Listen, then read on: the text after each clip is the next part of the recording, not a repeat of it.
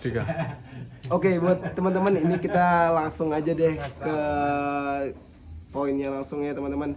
Di sini kita berada di kediaman Pak Haji Darul ya Pak Haji. Iya. Oke, dan bersama Mas Dedi. Nah, di sini kami mau kegiatan grafting anggur, belajar bareng sama teman-teman pengangguran di sini. Tinggal rame teman-teman ya. Luar biasa. Oke, langsung bicara aja langsung ngomong apa Pak Hajinya langsung ya. Buat teman-teman langsung aja datang sini, lihat ke sini ya. Oke, Pak Haji. Ini kegiatan malam ini udah di apa? Udah biasa kah atau memang ini kegiatan rutin atau memang gimana nih Pak Haji? Jadi kebetulan kemarin kan 4 September Mm-mm. kita sudah membentuk kelompok. Jadi kelompok kelompok tani anggur Kemilahan. Oke. Dia jangan Ketat dibawakan nih bang. Pak Haji ya. Ya. Jadi Gini bang. Jadi jangan abang. lanjut daripada ini kita bahwa kita pada malam hari ini memang mungkin ini kegiatan pertama gitu. Oh, kegiatan pertama Pak Haji ya. Jadi untuk ini apa belajar grafting gitu. Kebetulan Mas Dedi ini suhunya gitu. Oh, suhu pengangguran ya. Belajar bersama. Kami yang masih pemula ini kan Iya, benar. memanfaatkan kehadiran daripada suhu kami ini ya untuk ini gitu, untuk bagaimana ilmu kalau dulu kami mungkin hanya sekedar bisa menanam, memelihara. Nah, kami ya melangkah lagi lebih jauh bagaimana kami cara membuat bibit. Wow, luar biasa. Biar bisa ngirim ke seluruh Indonesia juga Pak Haji ya. Ya, karena tujuan kita mendirikan kelompok itu juga kita ada semacam ini, ada merasa pertama bahwa anggur ini untuk di inhale ini kan bisa tumbuh, berbuah, dan rasanya seperti yang kita cicipi ini kan manis itu. Nah, Wow. Jadi rasa tadi kan. Sudah dirasa teman-teman kita. karena ini apa? Jadi kita kepengen gitu mengajak orang bilang tuh masyarakat lainnya untuk ikutan menanam anggur. Nah, jadi kalau kita sudah kayak begitu, tentu kan keterbatasan kita tuh bagaimana kita menyiapkan bibit begitu. Nah, jadi malam ini dalam rangka itu. Nah, bagaimana kita bisa mengajak masyarakat, tidak hanya sekedar mengajak, tetapi ini loh ada bibitnya gitu. Wow, luar biasa. Pokoknya bisa memperbaiki ekonomi lah di era anti pemilahan ini lagi ya. Iya. Kalau bisa. Tujuan kita tuh, kita kan selama ini kan masyarakat di Negeri ini kan pada dasarnya tuh kan kelapa, pinang. Iya benar sekali. Jadi Pak ini kan semacam inilah, istilahnya tuh alternatif baru lah. Haji. Benar sekali komoditi baru ya Pak Haji Iya. untuk di daerah Inhil ini. Oke. Buat teman-teman, kita langsung aja nih ke poinnya cara graftingnya sama suhunya Bang Dedi. Oke, boleh. Oke, boleh lihat. Ini contoh anggur ya. Kamu lihatnya. Ini contoh anggurnya. Ini anggur trans yang di atas nih. Ini Jupiternya ya, sahabat-sahabat ya. Ini apa nih ini lah? Yang agak gede ini. Everest. Ini saya tidak tahu. Itu dibukakan Pak Haji. Kalau pendek ini masih mungkin. Masih bang, cuman nanti sininya aja abang aja nanti ditekan aja nanti apanya. Jangan dibuka mulai. Jangan buka lebar, biar enggak apa enggak koyak ya. Bisa bang. Nanti kalau balut itu apa tuh Pak Haji? Ini dilewatin di matanya. Jangan timpa aja.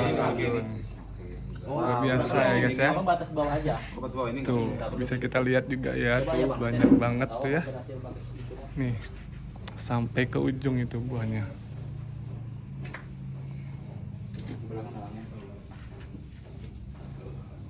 Silakan.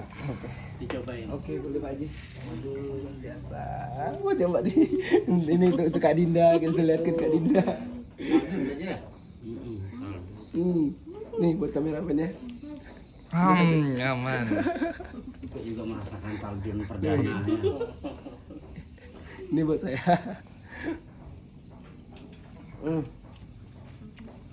Dagingnya agak padat ya Pak Haji yang ini ya.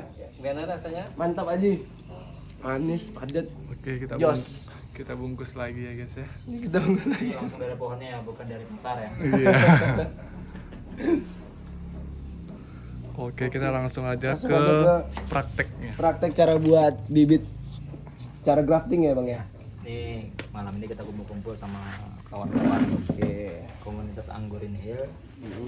Ini kita ada proses belajar pembibitan atau bisa dibilang grafting ya. Jadi alat-alat yang kita gunakan itu yang pertama itu adalah pisau. Pisau itu ada dua macam. Yang satu pisau tajam, cutter, yang satunya pisau bisa dibilang pisau ini agak sedikit tumpul. Tujuannya ini untuk membelah batang bawah. Nah, ini terus alat-alatnya saya jelaskan dulu ya. Ini cutter, ini pisau pembelah. Terus ini parafilm. Parafilm itu nanti kita potong-potong segini untuk balut ini. Ini enters namanya. Nah, ini batang atasnya, yang ini batang bawah. Ini rostock namanya. Oh, rostock Ya, namanya ya. rostock. Ini anggur impor yang kita tanam ini sekarang. Ini kan tadi kan tempat si Bang apa kan motong pangkas pembuahan nih. Jadi daripada dibuang kan bisa kita bibitkan. Nah, ini batang atasnya yang impor. Ini varian tadi apa Pak Ji? Gospi ya? Gospi. Nah, jadi Pak Bang Dayat kami sore tadi pemangkusan tadi kan.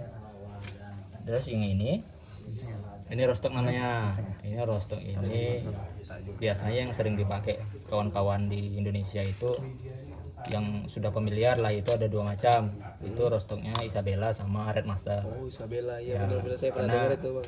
tujuan dipilih rostock itu karena batang ini sudah beradaptasi di Indonesia ini udah lumayan lama, udah puluhan tahun lah Pak Haji ya. 100 tahun. Nah, sudah 100 tahun. Luar Pak biasa. Haji tahu sejarahnya ini. 100 tahun. Jadi dia sudah tidak diragukan lagi untuk apa namanya tuh pertumbuhannya lah untuk jadikan. Tapi kalau untuk buah dia tidak bisa dimakan secara langsung kayak gini. Ini untuk dijadikan wine, Oh, untuk wine. diperas ya.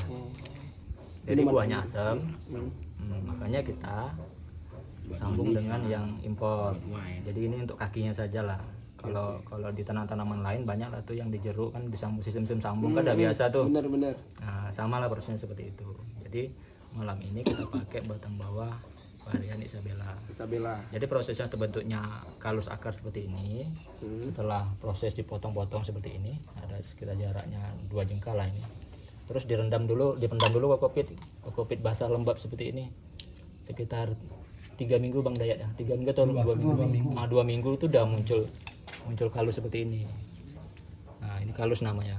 Nah, ya, calon akar. Jadi yang mau kita sambung nanti bagian atas seperti ini. Nah, kita langsung saja kita praktekkan cara menyambungnya ya. Jadi ini yang sudah saya potong tadi kan. Ini nanti dipotong sekitar berapa senti ini? 2 sentian, 3 senti. Ini memang spesial ya. Ya, ini para film. Para film tuh gunanya buat apa tuh? Jadi para film ini sebetulnya dia ada dua macam. Ini namanya plastik tape ya, grafting apa namanya untuk biasanya untuk kalau yang besarnya nih untuk apa kue nutup kue itu. Nah, tapi ini kan dibuat yang buat ilustratifnya gitu. Ini dia. Yang ini untuk balut yang bagian bawah ini nanti yang ketika sudah dimasukkan seperti ini nanti dibalut. Kita praktekkan aja lah langsung ya. Siap. Jadi ini para film. Para film ini fungsinya untuk membalut entres ini supaya dia tidak kering. Nah, kan ini habis kita potong nih, kering dia otomatis kalau tidak kita tutup dia akan kering, mati dia kan. Nah, jadi kita jaga kelembapannya dengan ditutup seperti ini. Ini agak sedikit tarik. Jadi luka yang bekas potongan tadi kita tutup. Nah, jadi gunanya kita pakai para film ini ketika nanti mata tunasnya ini pecah, dia langsung tembus keluar. Tapi kalau kita langsung pakai ini enggak bisa tembus dia matanya. Nah, ini itu gunanya kita memakai para film. Para film ini banyak dijual di apotek biasanya. Oh, di apotek nyarinya bang Ya, di beli online juga ada. Toko pertanian biasanya ada juga menyediakan. di apotek ada. Untuk operasi dia biasanya ini untuk sambung kayak alpukat kan bisa disambung pakai itu. Nah, seperti ini. Jadi kita balut itu tidak terlalu panjang, tidak terlalu pendek seperti ini. Siap. Terus kita pilih batang bawahnya tadi yang rostock namanya, batang bawahnya ini. Jadi kita potong. Nah, cari batas yang segar. Nah, ini kan masih segar tuh, masih hijau. Nah, bagus kan. Jadi yang ini kita pakai sistemnya belah tengah. Jadi ini gunanya pisau yang tumpul tadi, ketika kita belah sini dia tidak koyak. Tapi kalau kita pakai cutter itu sangat bahaya. Jadi kadang-kadang kawan-kawan pemula yang tidak tahu dia pakai ini, itu otomatis kalau terlewat itu bisa tulis. Resikonya sangat. Ya makanya kita safety-nya itu lebih utama lah. Nah, jadi itu gunanya pakai pisau, bukan pisau tumpul ya, tapi pisaunya ini tidak setajam cutter lah gitu. Intinya seperti itu. Sudah kita belah sedikit tadi, kita langsung yang ini. Jadi kita bentuk semacam dua sisi, ya seperti kapak lah. Nah,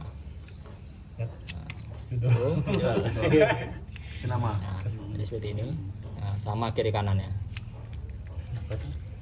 Jadi usahakan pemotongannya ini jangan bergelombang, jangan mereng, jadi persisi, lurus gitu. Bawahnya sisi kiri kanannya sama, jadi kayak kapak ya. Sudah itu kita masukkan yang kita belah tadi. Usahakan ini berlawanan, yang matanya sebelah sini, ini sebelah sini. Nah, ini berlawanan seperti ini. Nanti kalau udah Ini. pangkas. Jadi kuncinya adalah keberhasilan grafting ini, kuncinya adalah letaknya di posisi peletakan di bagian rostok sama entres. Jadi kalau seandainya kawan-kawan pemula kadang-kadang banyak tidak tahu, diletakkan di posisinya tengah seperti ini. Kalau saya pikir Tengah kalau seperti awam itu, pasti tengah. walaupun 100 batang pun abang grafting, tak akan ada yang berhasil. Karena kambiumnya tidak ada ketemu dia. Ini kan kambiumnya di pinggir, Iya, ya kan? benar.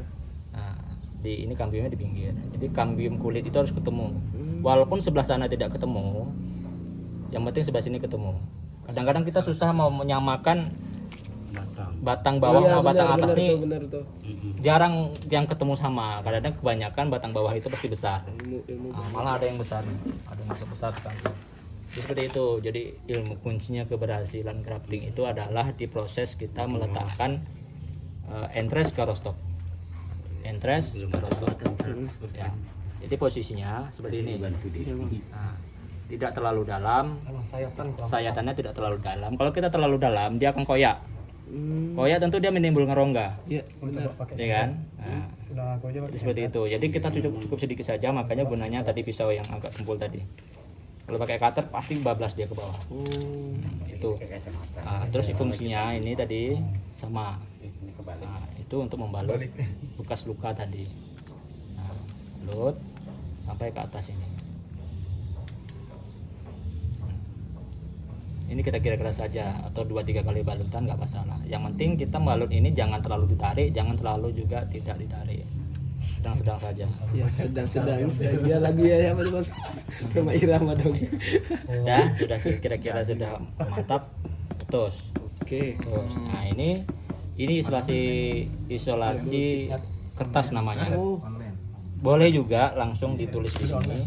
Mana tadi Bang? Spidol. Nah, boleh juga langsung ditulis di sini. Kadang-kadang resikonya kalau kita langsung tulis di sini dia lama-lama bisa buka ini. Nah, jadi untuk lebih aman kita pakai isolasi kertas. Ini untuk menulis label. Nama ya Bang. Label atau tanggal kita grafting boleh juga. Misalnya Gospi ini kita singkat aja GF misalnya. Nah, GF gitu. Nah, ya. Jadi proses seperti ini ketika kita grafting massal banyak, ini letakkan di tempat air gitu yang ada tergenang air.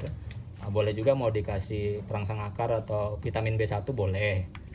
Kalau kita sistem massal ya, tapi kalau kita mau misalnya mau langsung ke tanah, boleh langsung kita masukkan ke tanah gitu. Ke tanah gini kan. Ini kurang tanahnya, nanti masuk ke tanah baru kita siram.